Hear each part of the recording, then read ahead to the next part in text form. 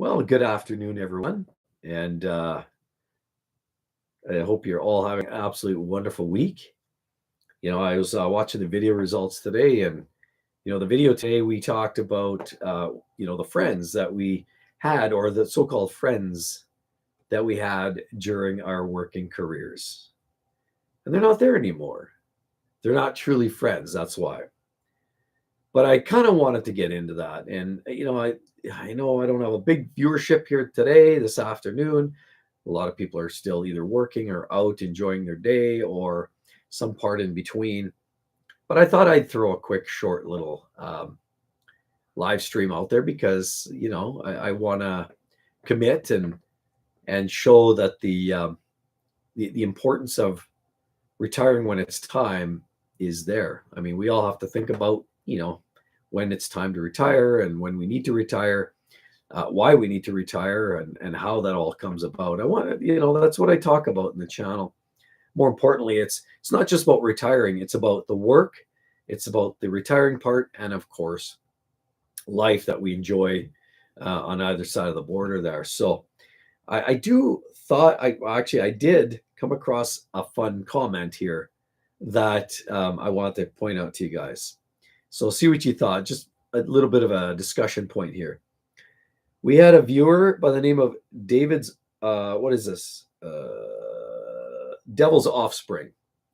A viewer by the names of Devil's Offspring. Sorry, it's kind of hard to read here. I got this going on here, but Devil's Offspring says, most people retire when they're old, and old is when most people croak.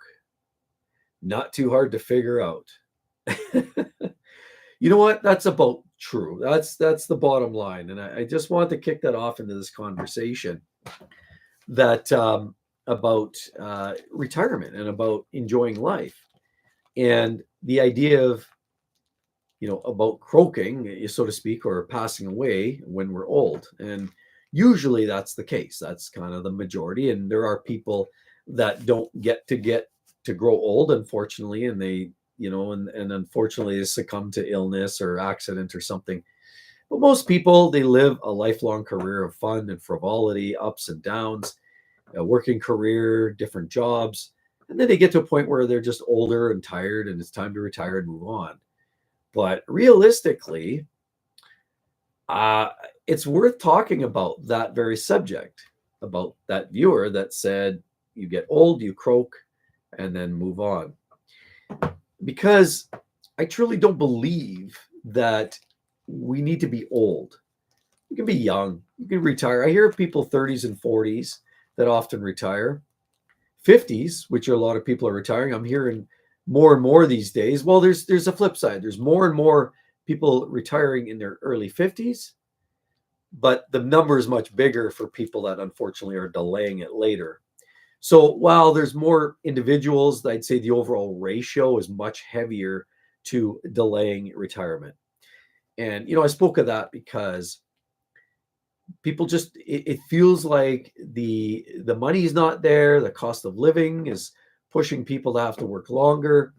There's enough rhetoric in the internet and governments and the push to push people to work longer. We're hearing a lot of countries are extending the retirement dates to 67 or beyond. Australia, I believe, was 67. We also heard now, I think the UK was pushed up to 67. I know Canada, they're debating pushing it up to 67. It's 65 right now. US, pretty much 67 to get your Social Security. So the very idea of retiring when you're young seems to be a drifting, a concept that seems to be fading away into the sunset. And it's unfortunate because I think we've seen this. We know that people's health generally kind of declines for the most part. Most people generally start deteriorating in their late 50s and early 60s. And they say that that's kind of the time when there's another major change in your body and the health overall. And so the idea of retiring later and later and later, it's quite interesting how the propagandists continue to tell us that we live longer. We live longer, therefore we should retire later. There might be some truth to that. I think if you look on a chronological, on a graph of over a period of the last 100 years, I think that's pretty true. That's pretty true. But what's happening now is it's not just the longevity, because if you go back, say 100 years ago, the average life expectancy was only 52. Okay. Now, we've been creeping up every decade. It seems to go up, maybe 6 months to a year, 6 months to a year, to a point where now we're in a place where, the average life expectancy is in the mid to high 70s in most countries. And so, the very idea that we're living longer is not far from the truth. And I think overall, most people are living longer lives today. And a lot of that has to do with the simple fact that healthcare system and healthcare and medication, medicines, procedures, medical practice is helping people live longer. And before I continue on, Powerful Money Habit says, no, I've got 4 more years. Son will go to college. Yeah, well, and a lot of people are doing that, right? They're having to, pay for the college for the kids and the weddings and all of those things to help, get the kids off and running and get them kick started. So paying for college, it helps. I know a lot of the big colleges and universities, in the States and even in Canada, it's a very costly venture now to get into, to do a proper, say, a 4-year university term or college term to become a professional. Anything now, 4 years. I mean, it's not uncommon to be into 6 figures and beyond. So I get it, and that's really, really awesome of you trying to help out your son. And I mean, we want to give them the best advantage because the cost of living. I mean, let's do everything we can to help our kids. Hug a Porcupine says 51 here and eligible to retire December 18th. Scariest thing is finding something to do instead of sitting around. Your videos are encouraging. Well, thanks so much. I appreciate that. And yeah, you're right. Sitting around is a challenge. My wife often asks, she comes home from work and says, what are you doing? What's going on? Why didn't you get this? What do you get that? The usual, honey-do list stuff. Well, oddly, as soon as she goes to work, I'm like right into doing videos. I'm doing edits. I'm moving. I'm cleaning. I do some housework and then I move on. And sometimes I have an appointment or this or that. I'm go, go, go. And so I've had no problem adapting, but that's not always the case for everyone. And unless you have something that you really, really are motivated or excited about, or maybe a small business venture, maybe you want to get into something that's more interesting, maybe some kind of sporting activity, maybe you want to take up something more regular, maybe volunteering. I mean, anything that gives you a regularity that's consistent, something you look forward to, something that you actually commit to, kind of gives you drive and purpose. And yeah, you're right. If you're just retiring to retire, I would say that's probably not the greatest. You want to definitely make sure you have something in mind that you want to do and think about that. Give yourself some chances to consider what you can do.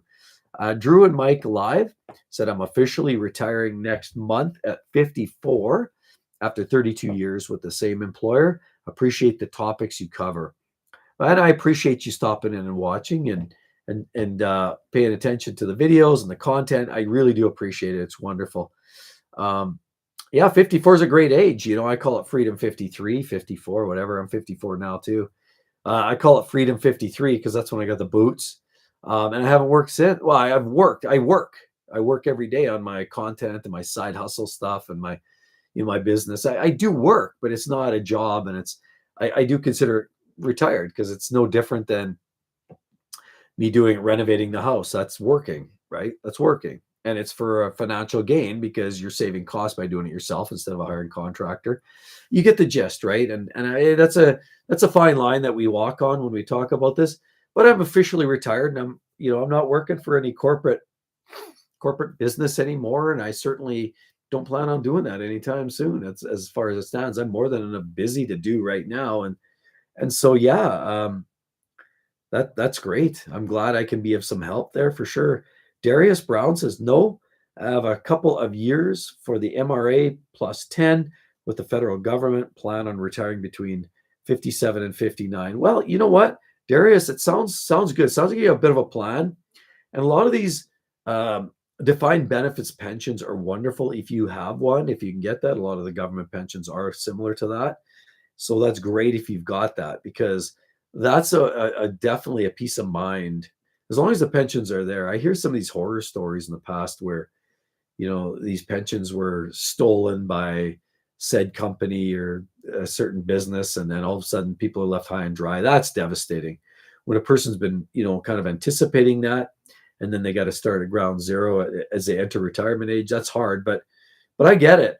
And the defined benefit pension, and that's good. Yeah, I mean, you have your target age and your dates. That's perfect to have that set in stone. Jeff K says, retired a month ago, 51 years old, still getting my new routine. What are you up to there, Jeff? What are you working on? I'd be curious, because you're right. A lot of people struggle with kind of, what do I do? On what do I do day to day? I get up, say wife, kids, whatever, they're off and running and gallivanting. What do I do now? I get out of bed. You don't want to sit around watch TV for 8 hours a day. I know there's a lot of people that do that, and statistically, it shows that there are the majority of people that do eventually evolve into that, and that's not good for the health. So you want to increase your longevity, and doing so is easy to do it, but having something that keeps you active, not just busy, active, gets the heart rate going. One of the best fat burning things is walking, like fast paced walking. Little weightlifting is good. Build up that muscle strength is good as well for the health. And watch the diet, eat the right foods, and, do all those things, right? Just to stay afloat. So it's great. But, the whole idea about retiring earlier than younger, and where was I going with that conversation? It's just, a lot of people do retire older, and unfortunately the ages are getting up there. Like, more and more people are having to work later in life, and the justification that a lot of these so-called studies and some of these so-called experts and some of these government officials and these folks that say, look, we're living longer, we should be retiring later. Why? Like, why do we have to run it right to the pin? That I mean, I get it. You work, you want to maximize your earnings to a point. There's a point where you can grossly overshoot it. Now, I know one of the big concerns for retirees is working till, working to 65 and then living to 95 and then running out of money. That's a major concern, and something that a lot of people have concern with. But it's, I guess the law of averages is what I'll say. And you look at your family history and you look at the average life expectancy, cross-reference that with the average, your family and how they're making out. And then you can kind of come up with a better number and whether it makes sense. Do you want to retire at 65 or 75 or 85? At the end of the day, most companies are going to push you out the door at 67 anyway. But realistically, the question becomes more of, do you retire at 67, 65, 60, 55? It's kind of varies. Let's put it this way, and no secret, I was let go at 53. But the reality, I already had it in the radar. I was retiring at 55 was my number. Like, that was my date. And I had kind of like under my breath, mentioned it to a few friends along the way that was my date. Like, I was targeting 55. And I was going to stand by that. So this worked out well for me, realistically. I got bridged, poof. They basically carried me through to 55 financially, and here I am. And I'm much happier for it. It's been a great year. I've needed the time off for mourning because I lost my parents. I've had to deal with a bunch of their house stuff and selling off of the assets. So in actuality, there's a bit of a saving grace for me, but it's been wonderful. And 55 was my number anyway. So I just don't understand the idea of, average life expectancy at 76 and then working to 67 or something. And, maybe having, maybe, 7 years left, maybe 8 years left. Because what they're not telling you in these life expectancy charts, where we're seeing these increasing charts, and I want to kind of share that with you here too, is they're not sharing all the information. They're telling you people are living longer, and they are on average, and a lot of it has to do with modern medicine. But what they're not telling you is people are getting sick now. We're getting more diseases, more people with cancer than we've ever seen. And some of it is in the industrialized uh, nations that we're in, and some of the chemicals we're exposed to, and some of those issues. But some of it is just the sheer fact that we're on the earth longer. I mean, if a person lived to the 40s back in 120 years ago, I mean, the body generally wouldn't start to develop these other diseases and cancers and COPDs and all these heart and lung problems, stroke and clogging of the arteries and cancers and all these problems that are showing up now.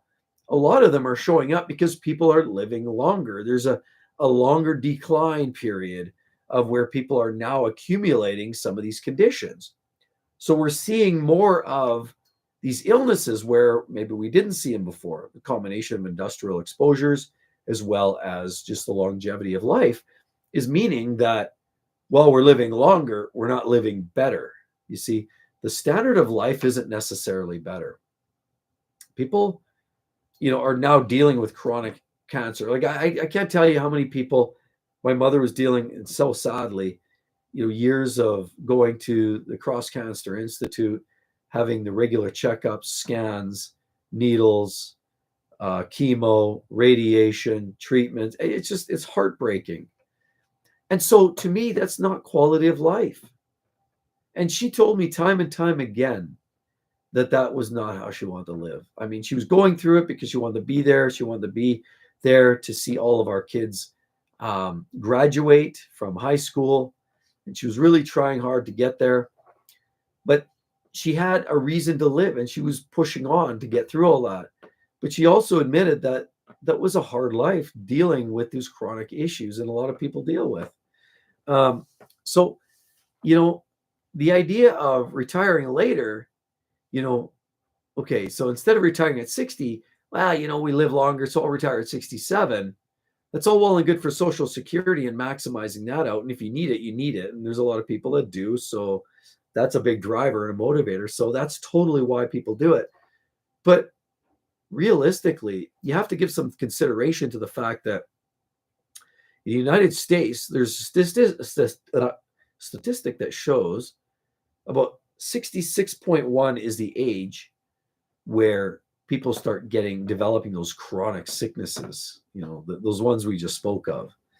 And so how do you like that? You're getting up on announce your retirement to your company. You say, hey, in 6 months, in a year, I'm retiring. And all of a sudden you're not feeling well. You go to the doctor, wham, and you're giving the chronic news, the bad news story. And then 6 months later, you retire and they give you a retirement party, but you can't eat the piece of cake because your doctor just said you have extreme heart blockage and this isn't good. So I suggest you lay off the sweets. Well, how do you like that? And that's the reality. So while we're living longer, we're not living better.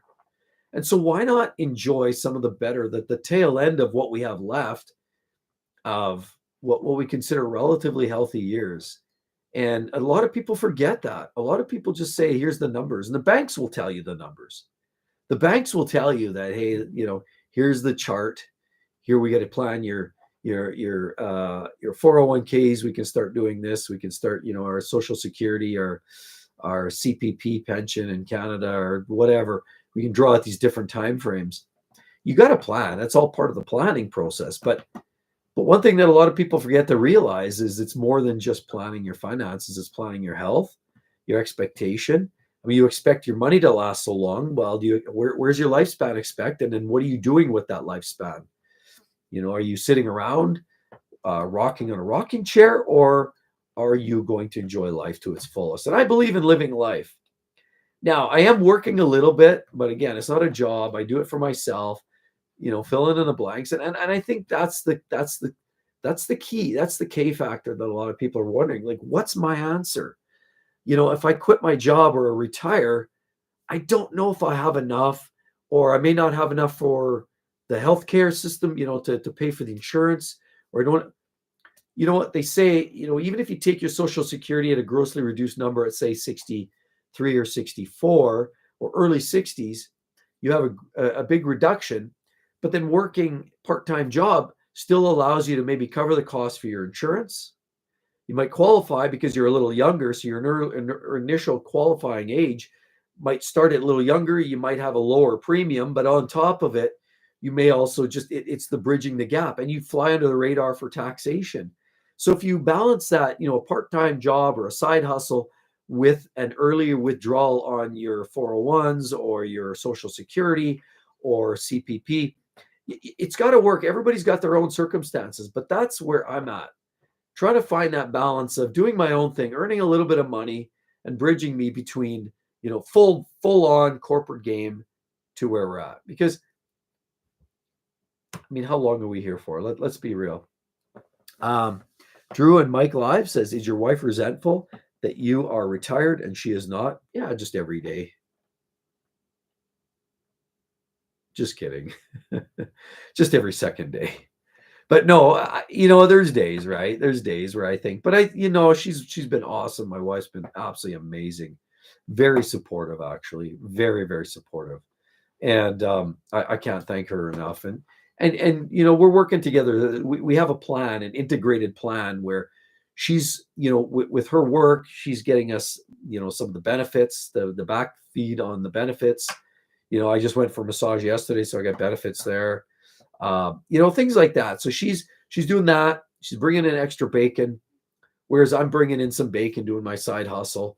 As long as I'm being productive. If I was kicking up watching TV all day long, I think there would be more of that. But no, my wife's been absolutely amazing. She's awesome, and I do feel blessed. I feel blessed that I'm able to do this. I feel blessed that I have my beautiful wife who's able to do this and is very supportive. And I feel very blessed to have 4 wonderful kids. So it's great. To see here, Jeff, retired a month ago, 51 years old, still getting my new routine. Yeah, you betcha. Is your wife resentful? No, you can just do fun jobs. Nova Dasher says you can just do fun jobs and change industry instead. You can. I actually thought about, hey, maybe I should go sell cars for a living, eh? Possibly going to sell, go sell Porsches or Ferraris or something. I think I've got the gift of the gab. I can talk it up. I know the products. I thought about that too, and even if nothing else, to get out there and earn a sporadic, because we know sales are sort of intermittent. So if you can deal with that, yeah, I mean, it's not bad to go and do something like that. The only catch is if you're not selling, you're out, and that's the only thing, right? So, I'd like something in there. I don't mind putting in the time and the effort, but yeah, you're right. Another industry might be worth it, and sometimes that's all it takes just to keep the sanity.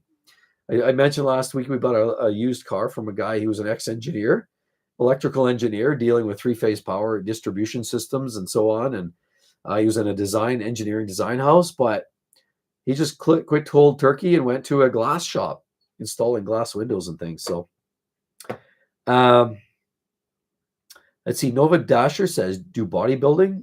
Yeah, I definitely. I'd like to get a little bit more into that. I used to work out quite a bit. Then, of course, it all shrivels up and goes away. But yeah, definitely. I think that they've showed, and I believe there's studies that have also shown too, people that tend to bring up more muscle tone tend to live a little longer, and it actually helps the body. You're not trying to be, Lou Ferrigno, but trying to build on your muscle a little bit, create a little more strength, and muscle mass is good for the long term.